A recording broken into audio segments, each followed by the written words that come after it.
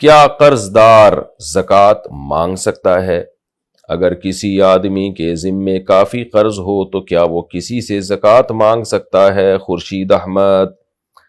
دیکھیں، جس آدمی کی 2 وقت کی روٹی کی ضرورت پوری ہو سکتی ہو، سر چھپانے کے لیے گھر ہو اس کے پاس، جو بنیادی ضرورتیں ہیں انسانی زندگی کے لیے، زندہ رہنے کے لیے، تو ایسا شخص لوگوں سے زکوٰۃ مانگ نہیں سکتا، کچھ بھی نہیں مانگ سکتا، کیونکہ بھیک مانگنا اسلام میں حرام ہے، گناہ کبیرہ ہے،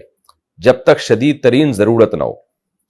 ہاں، علاج کی ضرورت پڑ گئی، بیمار ہے کوئی، ایک الگ بات ہے۔ تو اگر ان صاحب نے قرض لیا تھا واقعی کسی ضرورت کی بیس پہ، اور اب وہ قرض ادا کرنے کی بالکل طاقت نہیں ہے، اپنے ضروری خرچوں کو کم کر کے بھی وہ نہیں، یعنی اپنے جو غیر ضروری خرچے ہیں ان کو کم کر کے بھی وہ قرض ادا نہیں کر سکتے، تو پھر ایسی شدید مجبوری میں زکوٰۃ مانگنے کی اجازت ہے،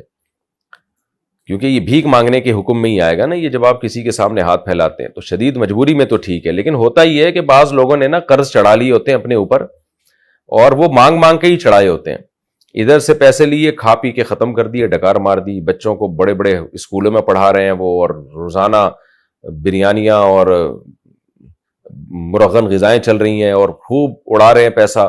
اور جب قرض والا مانگنے کے لیے آیا تو ادھر سے قرض لے کے اس کو دے دیا، اس کے مقروض ہو گئے، پھر 2 مہینے بعد یہ مانگنے کے لیے آیا تو اس کو ٹوپی کرائی، ادھر سے قرض لے کے اس کو دے دیا، پھر ادھر سے زکوٰۃ لے کے اس کو، پھر یہ حساب کتاب چلتا رہتا ہے۔ تو زکوٰۃ کا مقصد لوگوں کو بھکاری بنانا نہیں ہے، تو واقعی اگر اللہ کی طرف سے کوئی ایسے حادثات آ گئے ہیں کہ قرض میں جکڑ گئے ہیں اور قرض ادا کرنے کی طاقت واقعی نہیں ہے، تو پھر زکوٰۃ لی جا سکتی ہے۔